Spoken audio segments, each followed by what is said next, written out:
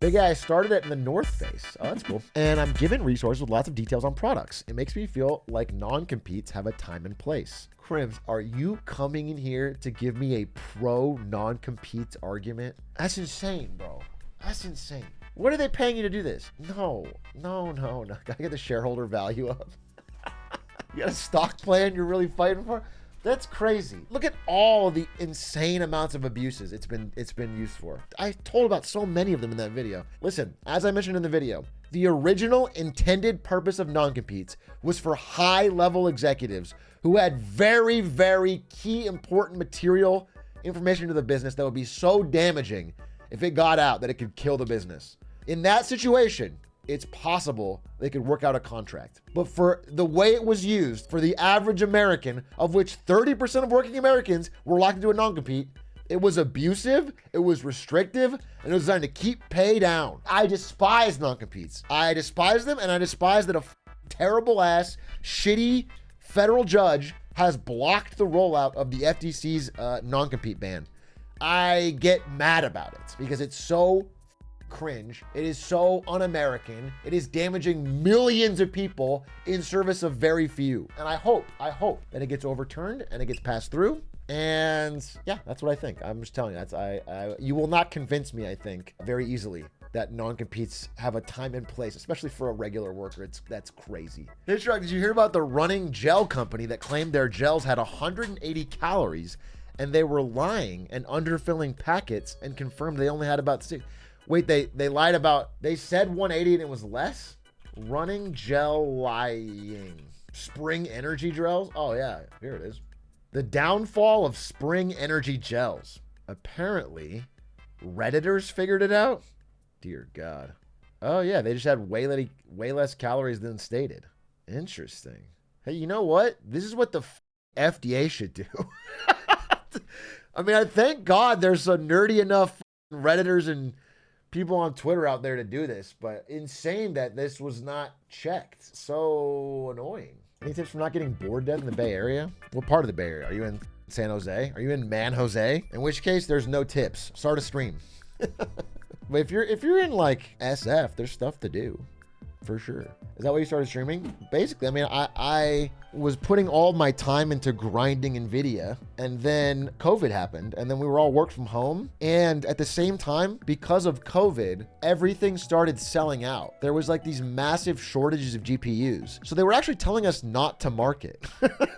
Like there was points where they were like, hey, don't like try to push anything because then people are going to get mad that there's none available. We would do stuff. We would do stuff on laptops, but it wasn't as hard. And so like that particular like 6-8 month period or whatever, that's when I started streaming because I was stuck at home. There wasn't a ton to do. There was stuff to do, but not, not like it was the year before. And then I started streaming. You guys know Twitch as a whole, like barely existed 9 years ago. 2013? 2013 is like the earliest days of Twitch. That's like the beginning. You get Mayanites, and you get Jericho, and you get Raynad, and you get Hearthstone era, and you get all that stuff. A-Truck knows about Mayanite. Bro, I worked at Twitch. When Mayanite happened. We did marketing. Mayanite was one of the biggest drivers of viewership, so we promoted the shit out of it.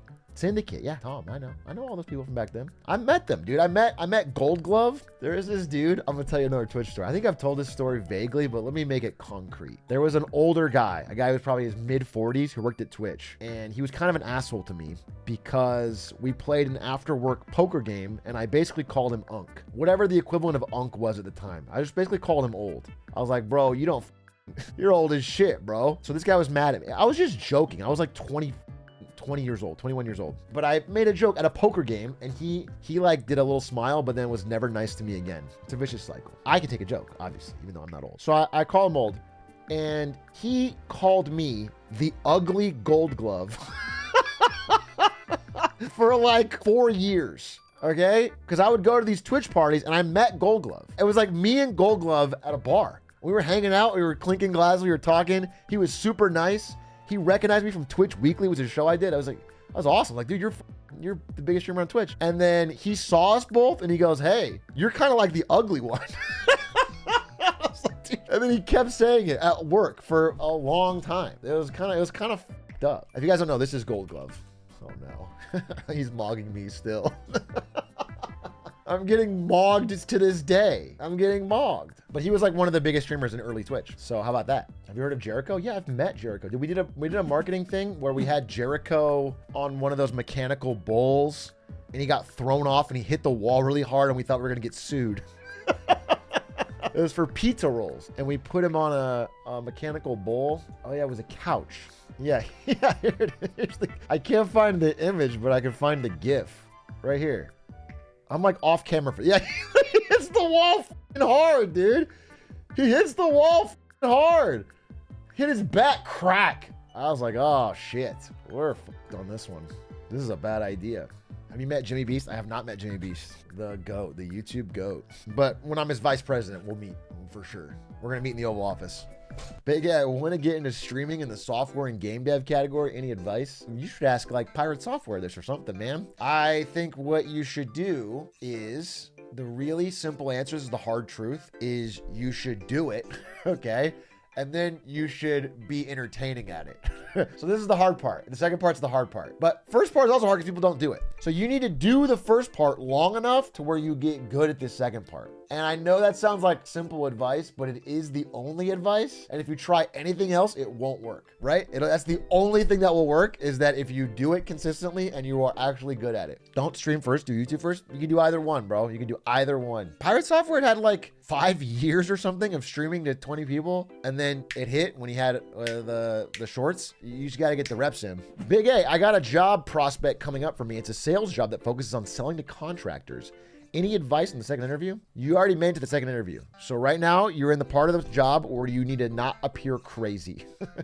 You're far enough along that the real thing you need to do is not disqualify yourself. They've already filtered past the part about qualifications, really, honestly. If you're in second round interview, it's mostly about personality and like making sure they vibe with you than if you're just outright not qualified. So I think you're good, bro. I think just go in, be friendly, be nice, eye contact, handshake, say you're willing to learn, say you're willing to hustle. I don't know, just get out there and do it. Tell them you like Game of Thrones way too much. Talk about Game of Thrones. You know, selling's a lot like Balerion the Dread. The Lannisters could sell. Let me tell you about that. Hey, Truck, I started as an in-house attorney at a company in January. A few days ago, I got another offer for the same position in another company with a 3% increase in salary, so I rejected. At what percentage would you say it's worth it to quit? That's a your call, bro. That's a your call based on your lifestyle. How much you want to make money, how much you want to spend, how happy you are with your current job, how much you like your boss and your coworkers and your employees and your chance of growth and all. You're giving me that information. What I will say is job hopping that quick is a little whack. It should be a bigger raise. Like if you just started and then you're instantly job hopping for a 3% raise, unless it sucks, you should stick out a little bit. Hey, Truck, I'm ancient, 30 years old. You're not ancient at 30. Obviously, you're not ancient at 30 because 30 is a very spry age. It's young and you still have much life left to live. I wouldn't even consider yourself ancient until so much later. So much later.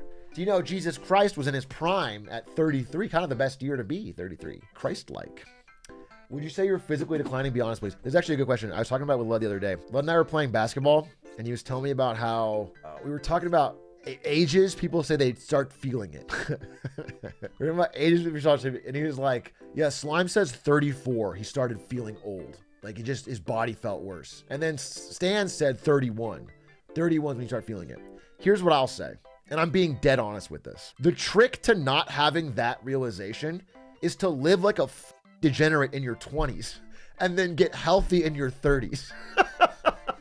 Because I've never felt better, bro. I have never felt better in my life, and I'm not kidding. I feel healthier. I feel stronger.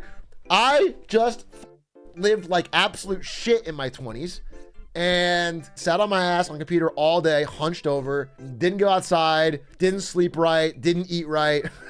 Like I live like absolute shit. And then now in the past few years, I've taken care of myself. And so I feel like it's trending up. I feel better every year. So I'm not kidding. I swear to God, this is exactly how I feel. I feel the opposite. I feel much better. So see, the problem with Lud is he's in good shape. He's in his late 20s. He's in good shape. He's going to have a generational fall off.